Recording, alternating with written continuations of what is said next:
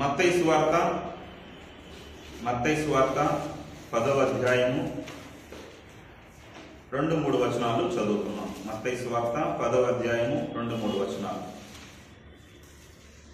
ఆ 12 మంది అపోస్తలుల పేర్లు ఎవరనగా మొదట పేతురు అనబడిన సీమోను, అతని సహోదరుడు అంద్రేయ, జెబెదయి కుమారుడు యాకోబు, అతని సహోదరుడు యోహాను, ఫిలిప్పు, బర్తలోమయి, తోమా, సుంకరి అయిన మత్తయి, అల్ఫయి కుమారుడు యాకోబు, తద్దయి అను మారుపేరు గల రెప్పయి, కనానీయుడైన సీమోను, ఆయన అప్పగించిన ఇస్కరియోతు యూదా.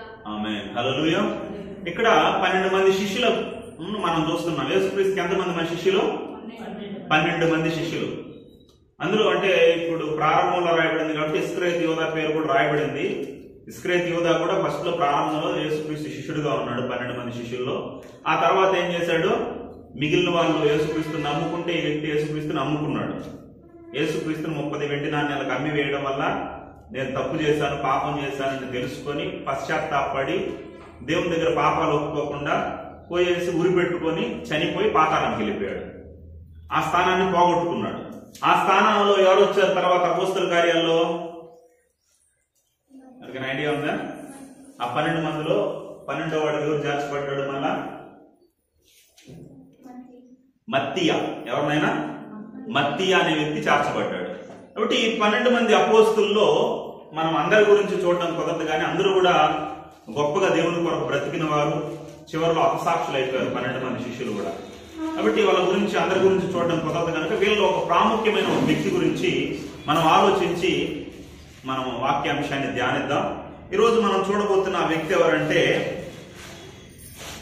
3వ వచనం. ఫిలిప్పు బర్తిలోమయి. ఇప్పుడు ఈ బర్తిలోమయి గురించి మనం చూడబోతున్నాం. అందరూ చెప్పండి, ఆ వ్యక్తి పేరు ఏం పేరు? బర్తిలోమయి. అందరూ చెప్పండి, ఏం పేరుమా? బర్తిలోమయి. ఈ బర్తిలోమయి గురించి ఎంతమందికి తెలుసు? తెలుసు అనే వాళ్ళ చేతులు ఎత్తండి. తెలుసు అనే వాళ్ళ చేతులు ఎత్తితే, అంటే తెలుసు అనుకోండి ఒక లెవెల్లో చెప్దాం, పూర్తిగా తెలియదంటే ఇంకా కింద నుండి వద్దాం. ఎవరికైనా తెలుసా బర్తిలోమయి గురించి? ఓకే, ఎవరికి తెలియదు అనమాట. ఓకే, తెలియదు కాబట్టి కింద నుండి వద్దాం, పూర్తిగా అతని గురించి మనం ఆలోచిద్దాం. ఈ బర్తిలోమయి, ఈ శిష్యుని పేరు బర్తిలోమయి. ఇతనికి మరొక పేరు కూడా ఉంది. ఇప్పుడు పేతురు గారికి కూడా, సీమోను పేతురు గారికి కూడా ఇంకో పేరు ఉంది. ఏం పేరు? కేఫా అని ఎలా పేరుందో ఈ బర్తిలోమయి కూడా ఇంకొక పేరు ఉంది. ఏం పేరు అంటే నతనీయేలు. ఏం పేరు నాయనా? నతనీయేలు అనే మరొక పేరు కూడా ఉంది. అంటే ఇది కొద్దిగా కష్టంగా ఉంటది. బర్తిలోమయి, నతనీయేలు అనే పేరు చెప్పడం కొద్దిగా కష్టం ఉంటది. ఒక ఆయన దగ్గర నతనీయేలు అని చెప్పమంటే నతనయేలు అన్నాడు. కాబట్టి మీకు కూడా నోరు తిరగకపోవచ్చు. కాబట్టి జాగ్రత్తగా, అంటే పేర్లు ఎలా ఉన్నా వాళ్ళ జీవితాలు గొప్పగా ఉన్నాయి. హల్లెలూయా. కాబట్టి ఆయన పేరు ఏం పేరు? మరొక పేరు నతనీయేలు. ఇతని గురించి మనం ఆలోచిస్తే ఈ నతనీయేలు స్నేహితుడు ఎవరంటే ఫిలిప్పు. ఇక్కడ ఫిలిప్పు బర్తిలోమయి అనుకున్నాం కదా, వీళ్ళిద్దరు ఎవరంటే ఇద్దరు మంచి స్నేహితులు. ఫిలిప్పు గారు కానీ బర్తిలోమయి గారు మంచి స్నేహితులు. ఇతని గురించి మనకు ఇతడు ఏ ప్రాంతానికి సంబంధించిన వాడు, ఏ ఊరికి సంబంధించిన వాడు, ఎక్కడ ఉండేవాడు ఇతడు అనేసి మనం ఆలోచిస్తే యోహాను సువార్త 21వ అధ్యాయం 2వ వచనం చదవదాం. యోహాను సువార్త 21వ అధ్యాయం 2వ వచనం. యోహాను సువార్త 21:2. సీమోను పేతురును గలిలయలోని కానాను ఊరివాడు నతనయేలును. అంటే ఈ నతనయేలు ఏ ఊరికి సంబంధించిన వాడంటే ఇతడు ఉండే ప్రాంతం ఏంటంటే కానా. గలిలయలోని కానా అనే ఊరిలో ఉంటాడు. ఏ ఊరిలో ఉండేవాడమ్మా ఇతను? ఇతను సొంత ఊరు ఏంటంటే కానా. కానా ప్రాంతానికి సంబంధించిన వాడు ఇతడు. అంటే కానా అంటేనే మనకు గుర్తుకొస్తుంది. కానా అంటే ఈ ఊరి పేరు ఎప్పుడైనా విన్నామా? ఏం జరిగింది అక్కడ కానా అనే ఊర్లో? కానా అనే ఊర్లో ఏం జరిగిందంటే మొట్టమొదట యేసుక్రీస్తు మొట్టమొదటి సూచక్రియ అద్భుతం ఎక్కడ జరిగించాడంటే ఈ కానా అనే ఊర్లో. ఏం అద్భుతం చేశాడు? నీటిని ద్రాక్షారసంగా మార్చాడు. ఏం చేశాడు ఆయన? ఆ పెళ్లి విందులో వాళ్ళకు ఉండే ఆచారం ఏంటంటే ద్రాక్షారసం తాగడం లాస్ట్ లో. అంటే అక్కడ ద్రాక్షాలు ఎక్కువ పడతాయి కాబట్టి వాళ్ళు ద్రాక్షారసం కూడా ఇచ్చేవారు. ఆ నీటిని ఏం చేశాడంటే ద్రాక్షారసంగా మార్చాడు. ఆ ఆయన నీటిని ద్రాక్షారసంగా మార్చాడు. ఇప్పుడు నీటిని ద్రాక్షారసంగా మార్చడం కష్టమా, లేదా ద్రాక్షారసం నీటిగా మార్చడం కష్టమా? నీటి ద్రాక్షారసంగా మార్చడం కష్టం, కానీ ద్రాక్షారసం నీటికి మార్చడం పెద్ద కష్టం కాదు. ఎందుకంటే ద్రాక్షారసంలో ఎక్కువ నీళ్లు పోయినా ఏమైపోతాయి, మొత్తం కూడా నీళ్ళు అయిపోతాయి. ఇప్పుడు మన సేవకులు కానీ కొంతమంది బోధకులు కానీ ఇలాంటివి చేస్తా ఉంటారు. యేసుక్రీస్తు నీటిని ద్రాక్షారసంగా చేస్తే వీళ్ళు ఏం చేస్తా ఉంటారంటే ద్రాక్షారసాన్ని నీటిగా మార్చి అద్భుతాలు చేస్తా ఉంటారు. గొప్ప గొప్ప అద్భుతాలని, ఆశ్చర్యకార్యాలని, కొన్ని జిమ్మిక్కులు, మ్యాజిక్లు చేసి మనుషులు ఏం చేస్తుంటారంటే భ్రమపరుస్తూ వారిని దుర్బోధలకు నడిపిస్తూ ఉంటారు. అద్భుతాలు, ఆశ్చర్యకార్యాల వైపు నడిపిస్తూ ఉంటారు, కానీ దేవుడు వాక్యం వైపు నడిపించడం లేదు చాలా మంది సేవకులు. అందుకే యేసుక్రీస్తు అప్పుడే అన్నాడు, నా పేరు పెట్టుకుని చాలా మంది ఏం చేస్తారు, అబద్ధ బోధకులు వస్తారు, అబద్ధ ప్రవక్తలు వస్తారు, వీలైతే ఏర్పరచబడిన వారిని సైతం మోసగిస్తారనేసి యేసుక్రీస్తు ప్రభువు వారు అప్పుడే చెప్పాడు. కాబట్టి అలాంటి బోధకుల విషయంలో, అలాంటి ద్రాక్షరసాన్ని నీటిగా మార్చే వారి విషయాల్లో మనం ఏం చేయాలి, చాలా జాగ్రత్తగా ఉండాలి. నీటిని ద్రాక్షరసంగా మార్చే బోధకులు చాలా తక్కువ, అలాంటి బోధకులు కనపడరు. ఇలాంటి జిమ్మిక్కులు, మ్యాజిక్లు, స్వస్థతల వైపు నడిపించే బోధకులు చాలా మంది కనిపిస్తూ ఉంటారు. హల్లెలూయా. అంతేకాకుండా ఇలాంటి సందర్భాన్ని చెప్పుకొని కొంతమంది ఏం చేస్తారో తెలుసా, ఈ కానా సందర్భాన్ని చెప్పుకొని ఏమంటే యేసుక్రీస్తు ఏం చేశాడు తెలుసా, వైన్ పంచాడు. ఏం పంచాడు అంటే కొంతమంది సేవకుల్లో లేదా విశ్వాసంలో, మీకు తెలుసు తెలీదు, కొంతమంది సేవకులు కూడా తాగేవారు ఉన్నారు, తాగేసి వాక్యం చెప్పే వాళ్ళు కూడా ఉన్నారు, తాకపోతే వాక్యం రాదు కొంతమందికి. అలాంటి సేవకులు కూడా ఉన్నాడు. ఇంత ముందు ఒక ఆయన వచ్చినాడు. కొంతమంది దేవుని సేవకులు అని చెప్పి లేదా విశ్వాసులు అని చెప్పి చాలా మంది ఈ కారణాన్ని చూపిస్తూ ఉంటారు. ఎందుకంటే దాగుతాంటారంటే యేసుక్రీస్తు ఏం చేశాడు, కానా వివాహంలో వైన్ పంచాడండి అంటాం. తెలుగులో ఏముంది అక్కడ, ద్రాక్షారసం ఉంది, కానీ ఇంగ్లీష్ ఏమంటుంది తెలుసు, అక్కడ వైన్ అని ఉంటుంది. ఏం పంచాడంటే యేసుక్రీస్తు వైన్ పంచాడన్నట్టు అక్కడ ఉంటుంది. ఎందుకంటే ఇంగ్లీష్ వాళ్ళ కన్నా తెలుగు ట్రాన్స్లేటింగ్ అనేది చాలా గొప్పది. తెలుగును చాలా స్పష్టంగా, ఇంగ్లీష్ పదాల కన్నా మన వాళ్ళు ఇంగ్లీష్ ఎదుర్కొంటూ ఉంటారు, కానీ ఇంగ్లీష్ ట్రాన్స్లేటింగ్ కన్నా తెలుగు ట్రాన్స్లేటింగ్ చాలా స్పష్టంగా ఉంటుంది. ఎందుకంటే తెలుగు ట్రాన్స్లేటింగ్ ఎక్కడి నుండి ఏం తెలుసా, మీరు ప్రారంభం పేజీ ఎత్తి చూసారంటే, బైబిల్ మొదట్లో చూసారంటే ఆదిమ గ్రీకు, హెబ్రీ భాష నుండి తర్జుమా చేయబడింది మన తెలుగు భాష. హల్లెలూయా. డైరెక్ట్ ఆ భాష నుండి వచ్చింది కాబట్టి చాలా స్పష్టంగా ఉంటది. మిగిలిన భాషల కన్నా, తమిళ కన్నా, కన్నడ కన్నా, హిందీ కన్నా, ఇంగ్లీష్ కన్నా స్పష్టమైన ట్రాన్స్లేటింగ్ దేంట్లో జరిగిందంటే తెలుగులోనే జరిగింది. హల్లెలూయా. చూడండి, ఇంగ్లీష్ ఏముంటది, వైన్ అని ఉంటది. అందుకని వైన్ ఇచ్చినాడు కదా అంటే మేము కూడా వైన్ తాగుతా అంటాం, తప్పే ఉంది అంటారు. అక్కడ వైన్ కాదు ఇచ్చింది, యేసుక్రీస్తు ఏం ఇచ్చాడు, ద్రాక్షారసం. ఇప్పుడు వైన్ గా మారాలంటే ఏం కావాలి, అది ద్రాక్షలు వెంటనే అయిపోతుందా వైన్ కావాలంటే కొన్ని రోజులు కొల్లబెట్టాలి. యేసుక్రీస్తు కొల్లబెట్టి ఆ ప్రాసెస్ అంతా చేసి ఇచ్చాడా, ఏం చేశాడు అక్కడ, వెంటనే ఇచ్చాడంటే ఏంటి, అది గ్రేప్ జ్యూస్. ఏం జ్యూస్ నాయన, అది గ్రేప్ జ్యూస్. అది జబ్బు ద్రాక్షారసం కాదు, మంచి ద్రాక్షారసం. ఏ ద్రాక్షారసం, అది మంచి ద్రాక్షారసం. హల్లెలూయా. కాబట్టి ఇలాంటి మాత్రం చాలా మంది దొంగ బోధకులు వీటిని ఇలాంటి వాక్యాలను చెప్పుకొని ఇలాంటివన్నీ ఏం చేస్తా ఉంటారంటే బోధిస్తూ ఉంటారు. అలాంటి వాళ్ళ విషయంలో మనం చాలా జాగ్రత్తగా ఉండాలి. హల్లెలూయా. చూడండి, ఆ కానా ఊరికి సంబంధించిన వాడే ఎవరు, ఈ నతనీయేలు అనే వ్యక్తి. ఇప్పుడు ఈ వ్యక్తికి ఈ స్నేహితుడు అయినటువంటి ఫిలిప్ ఏం చేశాడంటే యేసుక్రీస్తుని కనుగొన్నాడు. యేసుక్రీస్తు నజరేయుడు, యేసుక్రీస్తు మెస్సియా, యేసుక్రీస్తు రక్షకుడు, యేసే క్రీస్తు అని గుర్తెరిగి ఈ ఫిలిప్ ఏం చేశాడంటే యేసుక్రీస్తుని నతనీయేలుకు పరిచయం చేయడానికి వచ్చాడు. అప్పుడు పరిచయం చేయడానికి వచ్చినప్పుడు ఆ మధ్యలో సంభాషణ ఎలా ఉంది, ఆ నతనీయుల్లో ఉండే మంచి గుణం ఏంటి, ఆ గుణం ద్వారా మనం ఏం నేర్చుకోవాలనేది కొన్ని విషయాలు మనం ఆలోచన చేద్దాం. ఈ నతనీయుల గురించి మత్తయి సువార్తలు మీకు కనపడదు, మార్కు సువార్తలు కనపడదు, లూకా సువార్తలు కనపడదు, కానీ ఇతని గురించి ఒక సందర్భం అనేది ఒకే ఒక చోట కనపడుతుంది. కొద్దిగా వివరంగా ఎక్కడ కనపడుతుంది అంటే యోహాను గారు రాసినటువంటి సువార్తలు మాత్రమే కనపడుతుంది. ఏ సువార్తలు కనపడుతుందా, మిగిలిన వాటిలో పేరు అక్కడక్కడ పేరు కనపడుతుంది, కానీ వివరంగా అతను ఎవరో ఏంటో అని మనకు తెలియదు. కానీ అతని గురించి కొద్దిగా వివరంగా చెప్పింది ఎవరంటే యోహాను గారు. కాబట్టి అతని ఒక సందర్భాన్ని యోహాను గారు మనం చూసినట్లయితే ఒక సందర్భాన్ని రాశాడు. చూద్దాం. యోహాను సువార్త 1వ అధ్యాయము 45వ వచనం నుండి చదువుతాం. యోహాను సువార్త 1:45. ఫిలిప్పు నతనీయులను కనుగొని ధర్మశాస్త్రములో మోషేయు ప్రవక్తలతో ఎవరిని గూర్చి వ్రాసిరో ఆయనను కనుగొంటిని. ఆయన యోసేపు కుమారుడైన నజరేయుడగు యేసు అని అతనితో చెప్పెను. ఆమేన్. హల్లెలూయా. యేసు గురించి పాత నిబంధనలు అనేక చోట్ల ప్రవచింపబడింది. మోషే గారు గాని ప్రవక్తలు గాని అనేక ప్రవచనాలు చెప్పారు. దాన్ని ఎవరు గుర్తిరిగారంటే ఫిలిప్పు గారు గుర్తిరిగారు. కాబట్టి ఆయన మెస్సయ్య, ఆయన రక్షకుడు అనేసి గుర్తిరిగి ఆ విషయాన్ని ఎవరికో చెప్తున్నాడు? నతనీయులకు చెప్పాడు. అతనితో చెప్పిన అప్పుడు ఏం జరిగిందంట?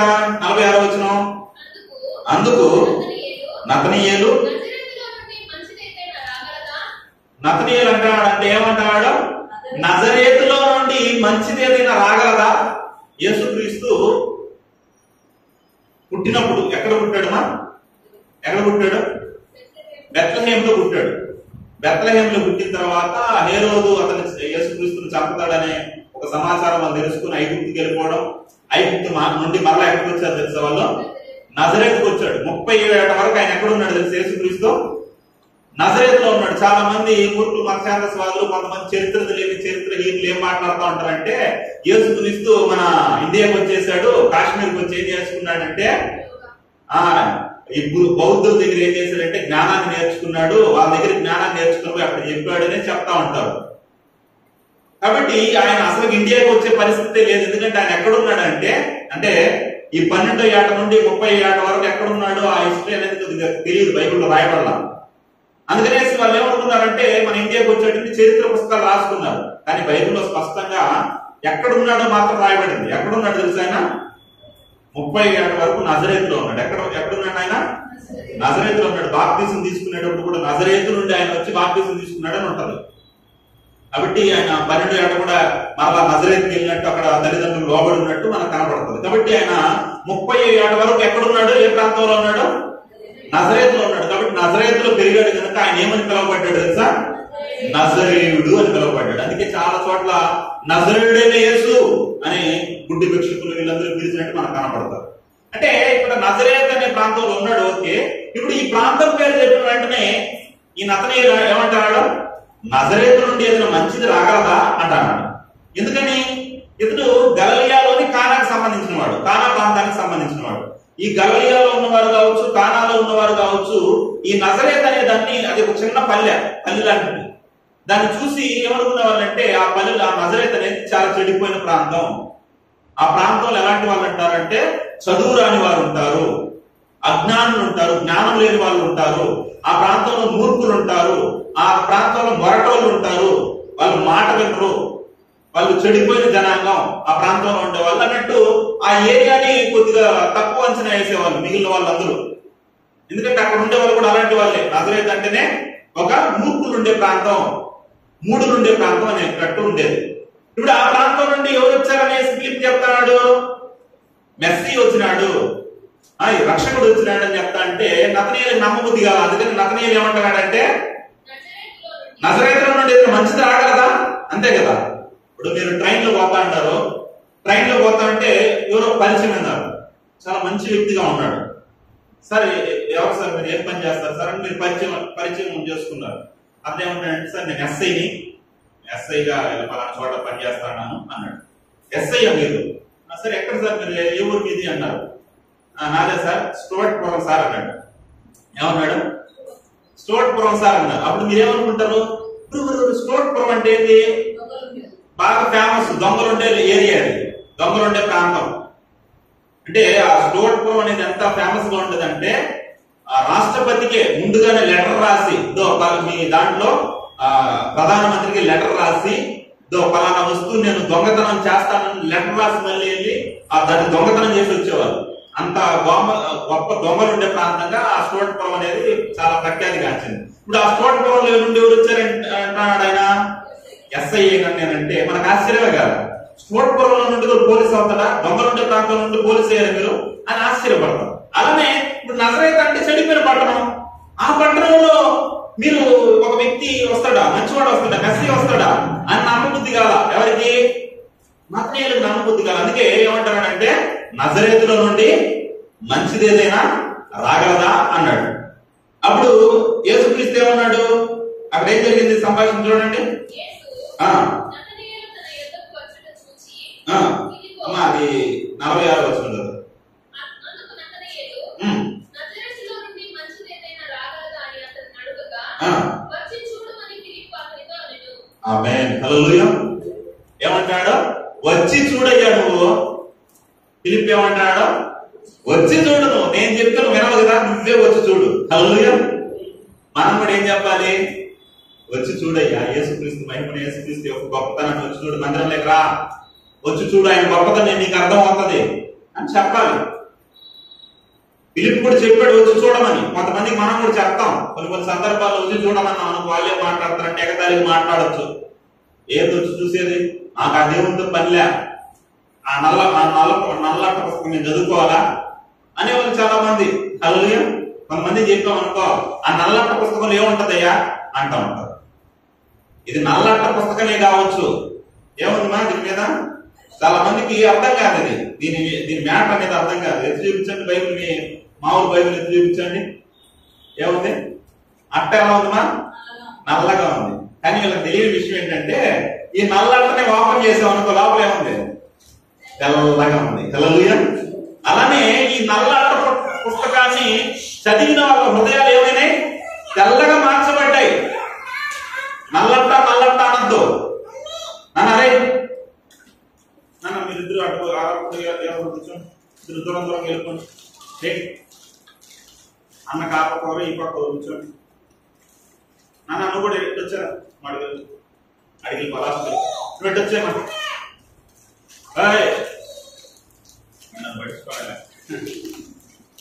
హల్లెలూయా. సరే, ఆ పిల్లవాడిని వదిలేండి, మీరందరూ నా వైపు చూడండి. ఎక్కడొచ్చాగా? నల్లట పుస్తకం అంటాం. నలుపు అంటే అంత నీచమా? నలుపు అంటే అంత కేర్లెస్సా? నలుపు ఎంత విలువైందో తెలుసా? మనం ఈ ప్రపంచం మొత్తాన్ని చూడాలంటే దేంతో చూడాలి తెలుసా? ఈ నల్ల కనిగుడ్డుతోనే చూడాలి. హల్లెలూయా. అసలు నీకు నెత్తి మీద నీకు అన్నిటికన్నా హైట్ లో ఉండేది ఏంటో తెలుసా? నీ వెంట్రుకలు. ఆ వెంట్రుకలు ఏ కలర్లో ఉన్నాయి? నలుపులో ఉన్నాయి. హల్లెలూయా. మరి అంతేకాదు, ప్రపంచంలో అన్ని రంగులు మిక్స్ అయిన ఒకే ఒక రంగు ఏంటో తెలుసా? నలుపు.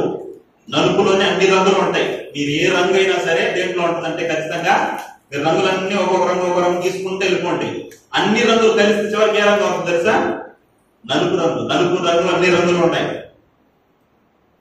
ఇంకా వాళ్ళు మాట్లాడతారు కదా, ఆ మాటను బట్టి మనం ఏం చెప్పచ్చు అంటే, నలుపుని ఎవరు మెచ్చుతారంట?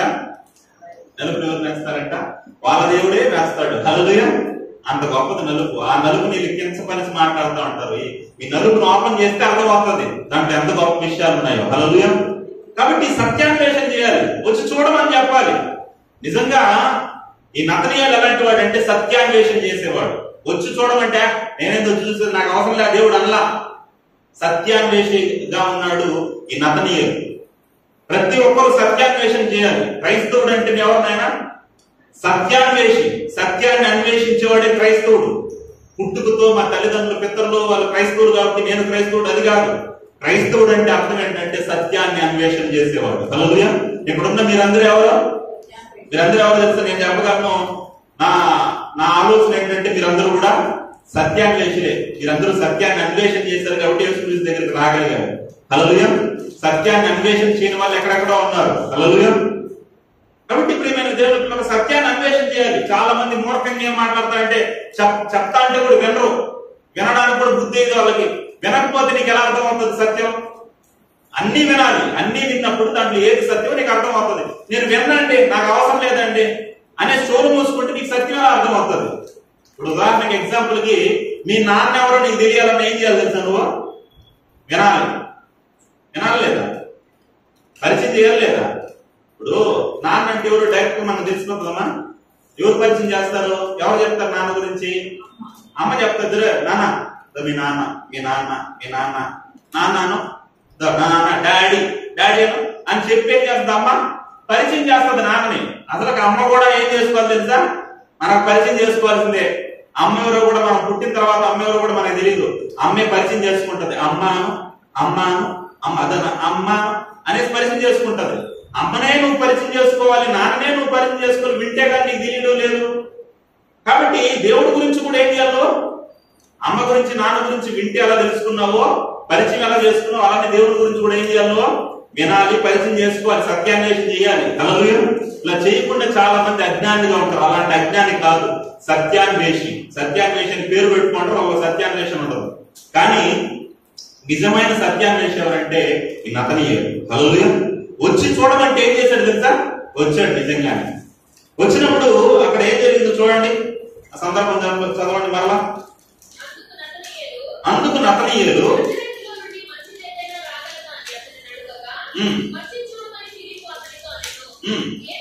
యేసు నతనీయులు తన ఎదుటకు వచ్చుట చూచి, ఇదిగో ఇతడు నిజముగా ఇశ్రాయేలీయుడు. ఎలాంటి వాడంట? ఇశ్రాయేలీయుడు వేరు, నిజముగా ఇశ్రాయేలీయుడు వేరు.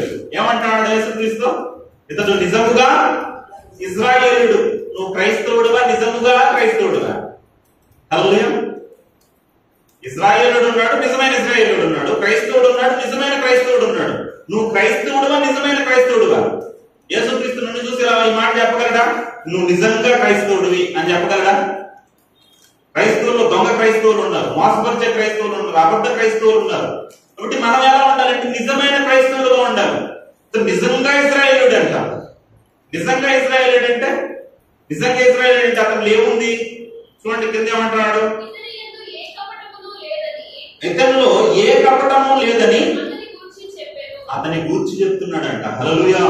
ఎవరు చెప్తున్నారు? ఎవరు చెప్తున్నారు? యేసుక్రీస్తే చెప్తున్నాడు. మన గురించి మనం చెప్పుకోవడం గొప్ప విషయం కాదు. నేను కపటం లేనండి, నేను యథార్థవంతునండి, నాలో ఏ దొంగ ఆలోచనలు లేవండి, మన గురించి మనం చెప్పుకోవడం వేరు. లేదా ఇతరులు కూడా మన గురించి చెప్పడం వేరు. ఆ వ్యక్తి కపటం లేనోడండి, యథార్థవంతుడండి అని చెప్పడం వేరు. కానీ సాక్షాత్తు యేసుక్రీస్తే, సాక్షాత్తు దేవుడే ఒక వ్యక్తి గురించి సాక్ష్యం ఇస్తున్నాడు. ఏమంటున్నాడు? ఇతనిలో ఏ కపటం లేదు. హల్లెలూయా. యేసుక్రీస్తు కపటం లేదన్నాడంటే అతనిలో కపటం ఉందనే? కపటం లేదు. హల్లెలూయా. మనం కొన్ని సందర్భాల్లో మనుషులు చూసి, ఇప్పుడు నేను కూడా పైకి చూసి చాలా మంచి దాసిస్తులు, చాలా మంచోడి బ్రదరు అని చెప్పొచ్చు, చాలా మంచి ప్రార్థన పరురాలు, చాలా మంచి భక్తి పరురాలు అని చెప్పొచ్చు. కానీ వ్యక్తిగతంగా మీరు మంచోళ్ళు కాకపోయి ఉండొచ్చు, వ్యక్తిగతంగా మీరు ప్రార్థన పరులు కాకపోవచ్చు, వ్యక్తిగతంగా మీరు చెడ్డోళ్ళు అయి ఉండొచ్చు. హల్లెలూయా. నేను పైకి చూసి చెప్పగలను, కానీ అంతరంగంగా నేను చెప్పలేను. హల్లెలూయా. కానీ యేసుక్రీస్తు అలాంటి వాడు అంటే అంతరంగాన్ని కూడా చూడగలిగిన వాడు. హల్లెలూయా. కాబట్టి అతని అంతరంగాన్ని కూడా చూడగలిగిన ఆ యేసుక్రీస్తు ఏమంటున్నాడంటే అతనిలో ఏమి లేదు, ఏ కపటము లేదు. అదే పరిసయ్యుల శాస్త్రుల గురించి ఏమన్నాడు తెలుసు యేసుక్రీస్తు? పరిసయ్యుల శాస్త్రుల గురించి మనం చూసినట్లయితే మత్తయి సువార్త 23వ అధ్యాయము 13వ వచనం నుండి చదవండి. మత్తయి సువార్త 23:13 నుండి. అయ్యో వేషధారులైన శాస్త్రులారా, ఏమంటున్నాడు వాళ్ళని? వేషధారులైన శాస్త్రులారా, పరిసయ్యులారా, మీరు మనుష్యుల ఎదుటను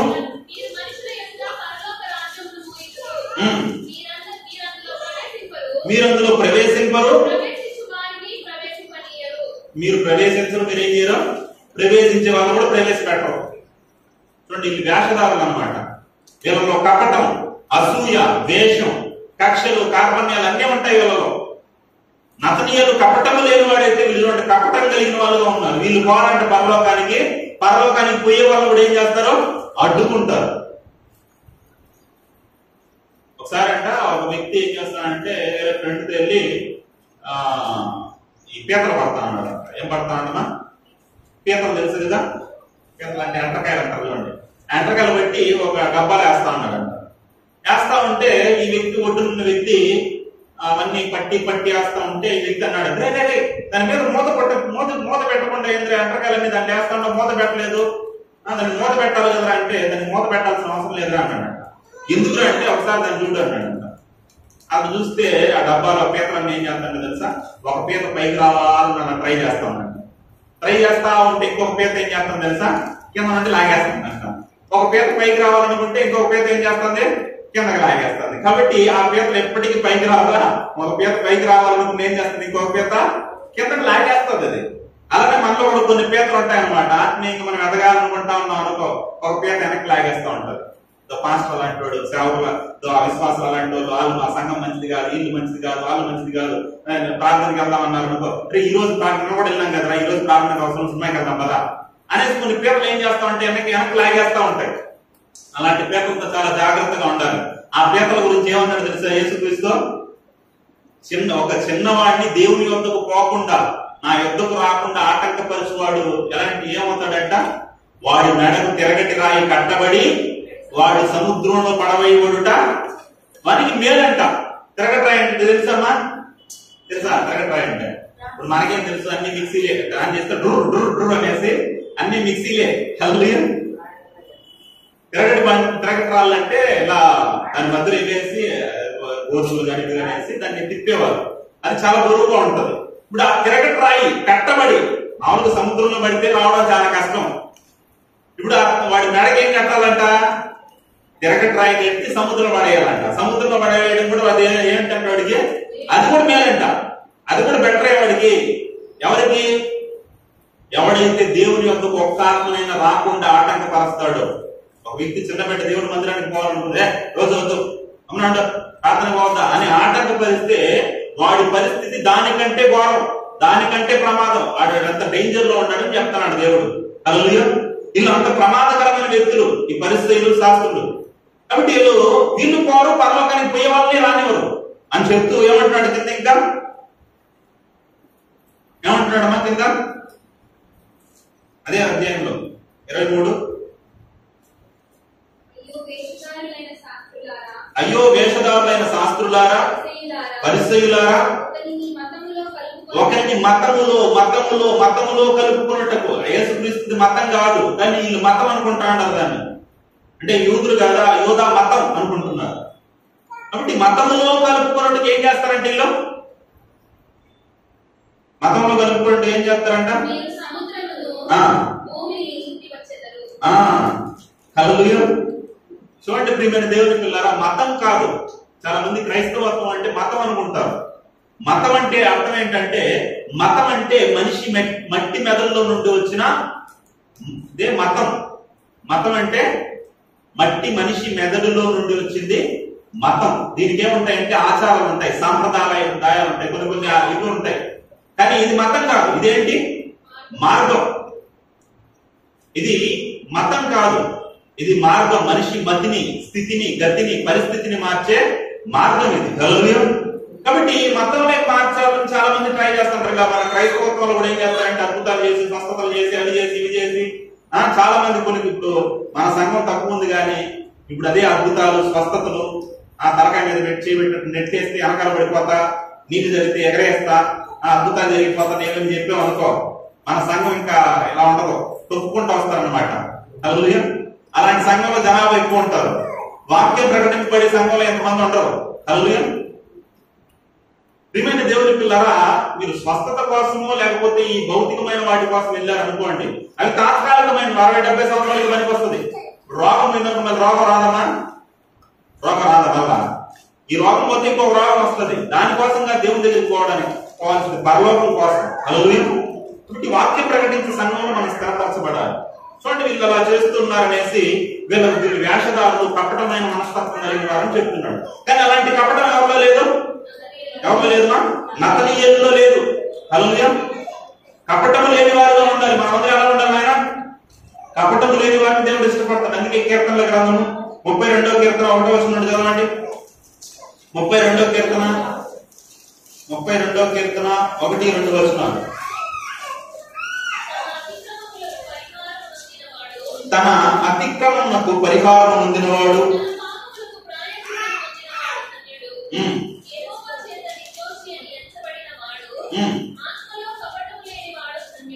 ఆమేన్. హల్లెలూయా. అందరూ నాతో పాటు చెప్పండి.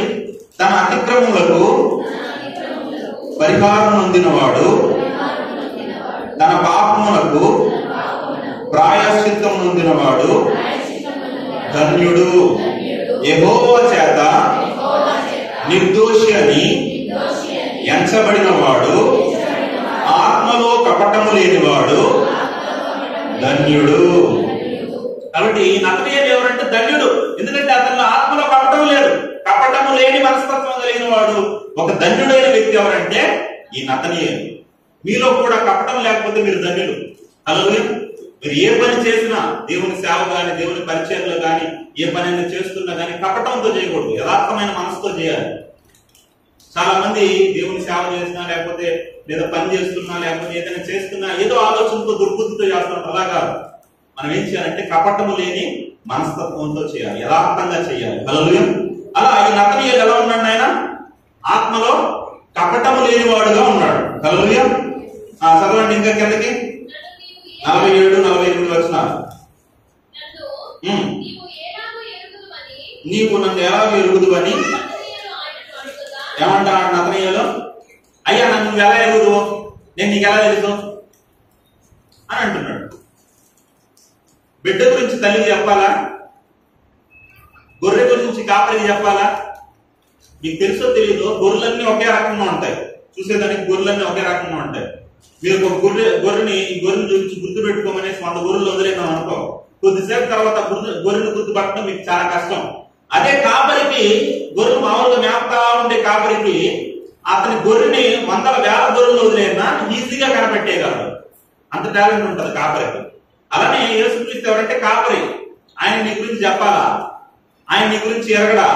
నీ గురించి ఆయన బాగుగా ఎరిగినవాడు. హల్లెలూయా. ఆయన గురించి ఆ యోహాను సువార్తలోనే 2వ అధ్యాయము 24-25 వచనాలు ఏముంది చూడండి. యోహాను సువార్త 2వ అధ్యాయము 24-25 వచనాలు.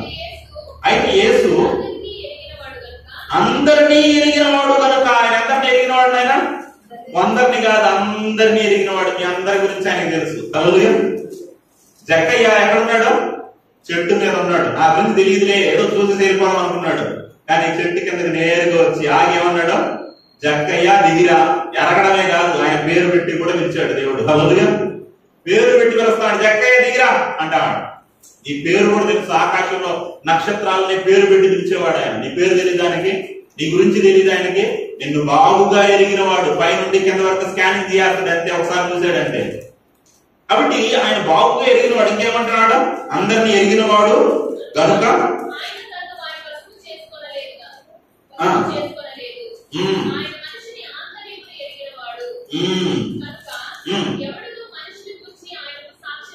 ఎవ్వరు ఆయన గురించి సాక్ష్యం ఇవ్వాల్సిన అవసరం, నీ గురించి ఎవడో చెప్పాల్సిన అవసరం, నేను చెప్పాల్సిన అవసరం లేదు, ఇతరులు చెప్పాల్సిన అవసరం లేదు. నీ గురించి ఆయనకు బాగా స్పష్టంగా తెలుసు. ఎలాంటి వాడు తెలుసు, నీ వ్యక్తిగత జీవితం తెలుసు, అన్ని తెలుసు ఆయనకి.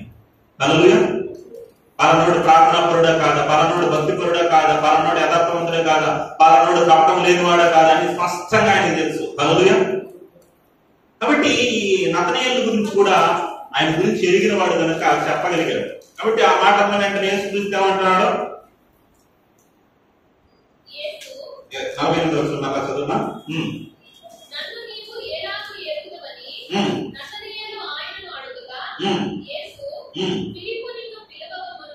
ఫిలిప్పు నిన్ను పిలవక మునిపే ఆ అంజూరపు చెట్టు కింద ఉన్నప్పుడే నేను నిన్ను చూసా అంటాడు. హల్లెలూయా. అసలు నతనీయులు ఏమనుకుంటున్నాడు అంటే ఫిలిప్పు పిలిచాడు కాబట్టి ఫిలిప్పు నన్ను పరిచయం చేస్తాడు యేసుక్రీస్తు అనుకున్నాడు. కానీ యేసుక్రీస్తు ఏమంటున్నాడంటే, అయ్యా నిన్ను ఫిలిప్పు అసలు నీ దగ్గరికి వచ్చి నీ దగ్గర సంభాషించక ముందే, నీకు అతను మాట్లాడక ముందే నిన్ను ఎక్కడ చూశాను నేను? నువ్వు అంజూరపు చెట్టు కింద ఉండడం, నువ్వేం చేస్తానో కూడా నేను చూసా.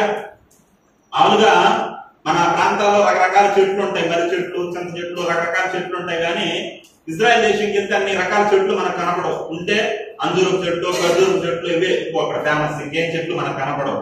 ఇప్పుడు ఈ అంజూరపు చెట్టు కింద అంటే వాళ్ళ ఏరియా మన అలాగే ఇరుగిరుగ్గా ఉండవు ఇల్లు, వాళ్ళు కొద్దిగా ఫ్రీగా ఉంటాయి అన్నమాట. ఆ చెట్టు ఆ ఏరియాలో ఏం చేస్తారంటే వాళ్ళు కొన్ని చెట్లు నాటుకునే వాళ్ళు అంజూరపు చెట్లు ఉంటాయి.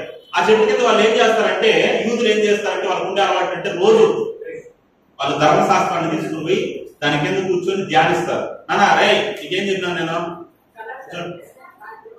ఏం చేస్తారంటే ధ్యానిస్తారు. ఎలా ధ్యానిస్తారు, దాని కింద ఏం చేస్తారంటే ప్రార్థన చేసే అలవాటు ఉంటారు యూదులకి. ఏం చేస్తారు? అంజూరపు చెట్టు కింద వాళ్ళు తన దగ్గర ఉన్న స్క్రోల్స్ తీసుకొని పోయి ఆ ధర్మశాస్త్రాన్ని ధ్యానించడం, తర్వాత ప్రార్థించడం, అలాంటి పనులు చేసేవారు. ఈ నతనీయులు కూడా కపటం లేనివాడు, దేవుని యందు భయభక్తులు కలిగిన వాడు కనుక అంజూరపు చెట్టు కింద ఏదో ప్రార్థన చేస్తాడు, దేవుడిని ధ్యానిస్తా అన్నాడు. ఆ మనస్సులో ఇతడు ఏమనుకుంటున్నాడో, ఏం ప్రార్థన చేస్తున్నాడో అది ఎవరికి తెలిసింది? యేసుక్రీస్తుకి తెలిసింది. కాబట్టి అయ్యా నువ్వు అంజూరపు చెట్టు కింద ఏం ప్రార్థన చేస్తావు నాకు తెలుసు, నువ్వేమడిగావో తెలుసు. ఆయన మెస్సయ్య ఎవరో లేదా లోకరక్షకుడు ఎవరో నాకు తెలియాలని అడిగాడో ఏమో అతనికి నాకు తెలియదు, అడిగాడేమో. అందుకని యేసుక్రీస్తు ఎప్పుడైతే చెప్పాడో ఆశ్చర్యపోయాడు. హల్లెలూయా. ప్రియమైన దేవుని పిల్లలు, నువ్వు కూడా అనుకుంటా ఉండొచ్చు, నా ప్రార్థన దేవుడు వింటున్నాడో లేడో, దేవుడు చూస్తున్నాడో లేదో, నేను రహస్యంలో చేస్తాను, నేను చేసేది ఎవరికి తెలియదు, నేను ఈ గదిలో కూర్చొని ప్రార్థన చేస్తాను, నేను మనసులో చేస్తాను, నా దేవుడికి తెలుసా అని నువ్వు అనుకోవచ్చు. కానీ దేవుడి గురించి రాయబడిన మాట ఏంటంటే, నీ గదిలోనికి వెళ్ళి ఎవరికి ప్రార్థన చేయి? రహస్యమందున్న దేవుడు. మన దేవుడు ఎవరినైనా కంటికి కనిపించే దేవుడు కాదు. మన దేవుడు రహస్యంలో ఉండి రహస్యాలలో చూడగలిగిన దేవుడు. ఆయన నువ్వు రహస్యంలో ప్రార్థన చేసినా, నీ అంతరంగంలో ప్రార్థన చేసినా దాన్ని ఎవరు చూడగలరో? దేవుడు చూడగలడు. ఆయన సమీపానికే కాదు, దూరానికి కూడా దేవుడే ఉన్నాడు. ఇర్మియా గ్రంథంలో ఒక మాట ఉంటుంది, చదవండి. ముగింపులోకి వచ్చేసాం. ఇర్మియా గ్రంథం 23వ అధ్యాయం 23వ వచనం. ఇర్మియా గ్రంథం 23వ అధ్యాయం 23వ వచనం.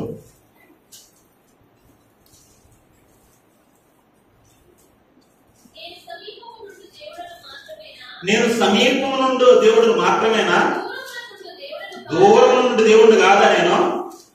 మీరు అనుకుంటున్నారు దగ్గరికి వచ్చి నాకు చెప్తేనే మీరు నేను వింటాను అనుకుంటున్నారా? మీరు చాలా మంది భ్రమ ఏంటంటే దేవుడు దగ్గరికి వెళ్ళాలి, మనకి వెళ్తే గానీ ఆయన సూర్య దగ్గరికి వెళ్ళేసి కొండలెక్కి గుట్టలెక్కి మెట్టలెక్కి ఆడికి వెళ్ళేసి అక్కడికి వెళ్ళేసి మనం ఏదో ముక్కుబడి చెల్లించుకొని ఆయన దగ్గరికి వెళ్ళి చెప్తే గానీ ఆయన కనపడతాం అనుకుంటాం మనం. హల్లెలూయా. దేవుడు అలాంటి వాడు కాదు. ఆయన దగ్గరికే కాదు, దూరానికి కూడా దేవుడు ఆయన. హల్లెలూయా. సమీపం ఉండే దేవుడు కాదు, దూరం కూడా ఉండగలిగిన వాడు, వినగలిగిన దేవుడు. ఇంకా కింద ఏమంటున్నాడు?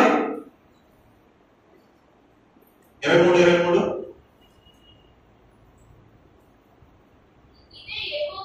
ఇదే యెహోవా వాక్కు. 23 24 నాకు కనపడకుండా రహస్య స్థలములలో దాగగలవాడెవడైనా ఉన్నాడా? ఎనీబడి. నా కళ్ళకు కనిపించకుండా నాకు మరుగైపోయి ఎవడైనా దాక్కోగలడా? హల్లెలూయా. నువ్వు ఆకాశానికి ఎక్కినా అక్కడ ఉంటాడు ఆయన, పాతాళానికి వెళ్ళిపోయినా అక్కడ ఉన్నాడు, అక్కడ కూడా ఉన్నాడని దావీదు అంటాడు. ఆయన లేని చోటు అంటే ఏది లేదు. ఇంకా కింద అద్భుతమైన మాట అంటాడు, ఏమంటాడు? నేను భూమి ఆకాశములందంతటా ఉన్నవాడను కానా? ఒకసారి డిబేట్ జరిగితే ఒక పెద్ద ఆయన మత ఛాందస్వామితో లలిత్ కుమార్ అనే ఆయనతో డిబేట్ జరిగితే నేను ఇదే చెప్పిన, మా దేవుడు సర్వాంతర్యామి సర్వవ్యాపి అంటే బైబిల్లో ఉన్న దేవుడు కూడా సర్వవ్యాపి సర్వాంతర్యామి అని చెప్పుకున్నాడు. ఆకాశ మహాకాశాలు పట్టజాలని వాడు, ఆయన రూపం విశ్వరూపం అని చెప్పాడంటే ఎక్కడుంది చూపించమన్నాడు. ఇదే వాక్యం చూపించిన. ఏమంటున్నాడు అక్కడ?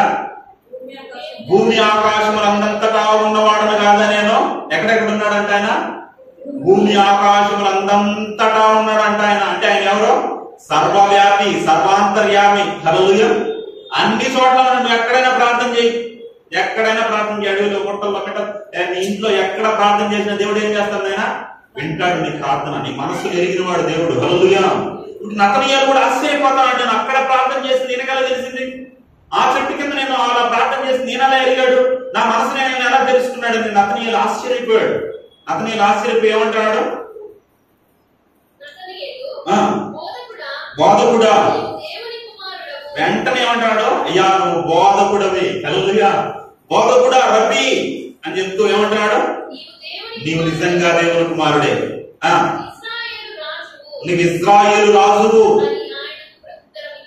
అతను చెప్తే నమ్మలేదు. ఇతను వచ్చి విని చూసిన తర్వాత నమ్ముతున్నాడు. నువ్వు నిజంగానే మెస్సయ్యవి, నువ్వు నిజంగానే దేవుని కుమారుడు, నిజంగానే ఇశ్రాయేలు రాజువి అని చెప్తూ ఉంటే అప్పుడు యేసుక్రీస్తు ఏమన్నాడు?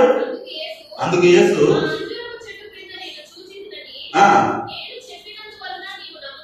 నేను నీ మనసులో ఉండే చెప్పాను, నువ్వు నమ్ముతున్నావా? అందులో చెట్టు కింద ఉన్నావు, నువ్వేం చేస్తావు నేను చెప్పాను అనేది దాని గురించి నువ్వు నమ్ముతున్నావా?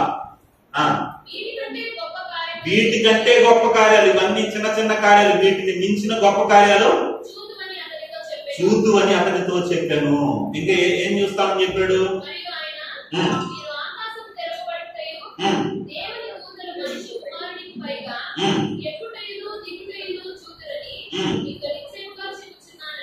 ఆమేన్. హల్లెలూయా. అయ్యా ఇవన్నీ చిన్న కార్యాలు, దీన్ని మించిన కార్యాలను చూస్తావు.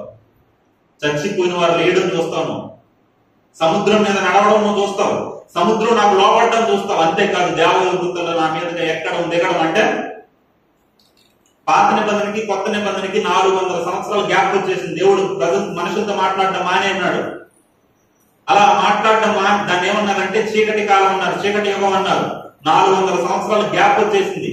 ఇప్పుడు దేవదూతల ద్వారా దేవుడు సమాచారాన్ని పంపించడంలో మనుషులతో మాట్లాడడం లేదు. కానీ ఇప్పుడు యేసుక్రీస్తు రావడం ద్వారా ఆ దేవదూతలు భూమి మీదకి రావడం నువ్వు చూస్తావు. ఆ దేవదూతలు ప్రార్థనలో పైకి తీసుకుని పోవడం నువ్వు చూస్తావు. హల్లెలూయా. ఏం చేశారు? యేసుక్రీస్తు చనిపోయి తిరిగి లేపబడిన తర్వాత యేసుక్రీస్తు మేఘారుడై కొనిపోబడినప్పుడు, మేఘాల మీద కొనిపోబడినప్పుడు దేవదూత వచ్చి ఏం చెప్పింది? ఆయన ఏ రీతిగా మేఘారుడై వెళ్తున్నాడు అదే రీతిగా మరలా ఏం చేయబోతున్నాడు? భూమి మీదకి తిరిగి రాబోతున్నాడు. హల్లెలూయా. ఆయన నమ్మిన వారిని ఆయన తీసుకుని పోబోతున్నాడు అనేసి దేవదూతలు వచ్చి చెప్పడం అనేక సందర్భాలు అక్కడ దేవదూతల గురించి యేసుక్రీస్తు కాలంలో మనం చూడడం జరుగుతుంది. హల్లెలూయా. కాబట్టి ఇప్పుడు దేవుని పిల్లరా, ఇలాంటివన్నీ నతనయేలు గారు చూసి యేసుక్రీస్తు యొక్క శిష్యుడిగా మార్చబడి దేవుడి కొరకు బ్రతికిన వాడే, కపటము లేని వాడే నిజమైన ఇశ్రాయేలుడు ఎవరంటే నతనయేలు. హల్లెలూయా. నతనయేలు గురించి అర్థమైందమ్మా? నతనయేలు అతని ముందు పేరు ఏం పేరు? ఇంకొక పేరు ఏం పేరు? బర్తిలోమయి. అతని మారు పేరే నతనయేలు. ఇతను ఏ ఊరికి సంబంధించిన వాడు? ఏ ప్రాంతానికి సంబంధించిన వాడు? కానానే ఊరు. ఇతని స్నేహితుడు ఎవరు? ఫిలిప్పు. ఇతడు ఎలాంటి వాడు? దేవుడు ఏమని సాక్ష్యం ఇస్తాడు? ఇతను ఎలాంటి వాడంట? నిజమైన ఇశ్రాయేలుడు. రెండోది కపటము లేనివాడు. నువ్వు నిజమైన క్రైస్తవుడు అయితే నీళ్ళు ఏముండదు తెలుసా? కపటం ఉండదు, యథార్థమైన మనస్సు ఉంటుంది. హల్లెలూయా. నీలో ద్వేషం ఉండదు, అసూయ ఉండదు, పగ ఉండదు, కక్షలు ఉండవు. హల్లెలూయా. మంచితనం ఉంటది. కాబట్టి నిజమైన క్రైస్తవుడుగా చూడండి, అలా తెలుసుకున్న తర్వాత, దేవుడిని నమ్ముకున్న తర్వాత దేవుని రోషంగా బ్రతికాడు. ఇతని హిస్టరీ మనం చదివినట్లయితే, బైబిల్లో లేదు కానీ ఇతని హిస్టరీ గురించి మీరు చదివినట్లయితే, ఇతడు యేసుక్రీస్తు చనిపోయిన తర్వాత శిష్యులందరూ కూడా పలు ప్రాంతాలకు వెళ్ళి సువార్త ప్రకటించారు. ఇతడు కూడా మీరు మ్యాప్ పాయింట్ లో చూస్తే, భారత మ్యాప్ లో చూస్తే యెరూషలేం లేదా ఇజ్రాయెల్ దేశం పైన ఒక ప్రాంతం ఉంటుంది. ఆ ప్రాంతం పేరు ఏం పేరంటే అరేమినియా. అరేమినియా అనే ప్రాంతానికి, అంటే ఒక దేశానికి, ఇజ్రాయెల్ దేశం బయట పైన ఉత్తరంగా ఉంటుంది అది. ఆ ప్రాంతానికి వెళ్ళి ఏం చేశారంటే, ఆ ప్రాంతం పక్కన ఒక చిన్న రాజ్యం ఉంటే ఆ రాజ్యంలో పోయి సువార్త ప్రకటిస్తారు. అక్కడ చాలా విగ్రహారాధన ఎక్కువ అనమాట. విగ్రహారాధన చాలా విపరీతంగా ఉండేది. ఈయన ఎప్పుడైతే సువార్త ప్రకటిస్తాడో అక్కడ ఉన్న ప్రజలందరూ మారిపోతారు. ఆ చిన్న రాజ్యాన్ని పరిపాలన చేస్తున్న ఆ రాజు కూడా మారిపోతాడు. అరేమినియా ఆ ప్రాంతానికి పక్కన ఉన్న ప్రాంతం మారిపోయేసరికి అరేమినియా అనే ప్రాంతాన్ని పరిపాలన చేస్తున్న రాజు వాళ్ళ అన్న, ఆ రాజ్యం యొక్క రాజు యొక్క అన్న ఈ అరేమినియా అనే ప్రాంతానికి సంబంధించిన వాడు. ఇతను వచ్చి ఎప్పుడైతే చూస్తాడు ఆ ప్రాంతంలో ఉన్న వారు రాజుతో సహా అందరూ ఏమైపోయారంటే క్రైస్తవులుగా మారిపోయాడు.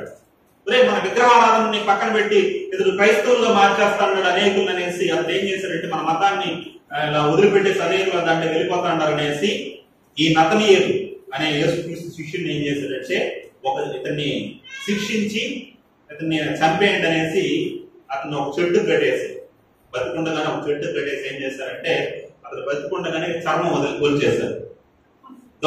యేసుక్రీస్తు దేవుడు కాదని ఒప్పుకో, యేసుక్రీస్తు రక్షకుడు కాదని ఒప్పుకో, వదిలేస్తాం అంటే నతనయేలు మరి ఎక్కువగా యేసుక్రీస్తే నిజమైన రక్షకుడు అనేసి, మీరు నా శరీరాన్ని నశింపజేయగలరు, నా శరీరాన్ని చంపగలరు కానీ నాలో ఉన్న ఆత్మను మీరు చంపలేరు, ఆత్మను నశింపజేయలేరు మీరు అనేసి దేవుని కొరకు రోషంగా ప్రాణం పెట్టడానికి కూడా తెగించి చివరికి చర్మం ఒలిపించబడి తల నరికివేయబడి చనిపోయిన ఒక అక్షసాక్షి ఎవరంటే ఈ నతనయేలు. హల్లెలూయా.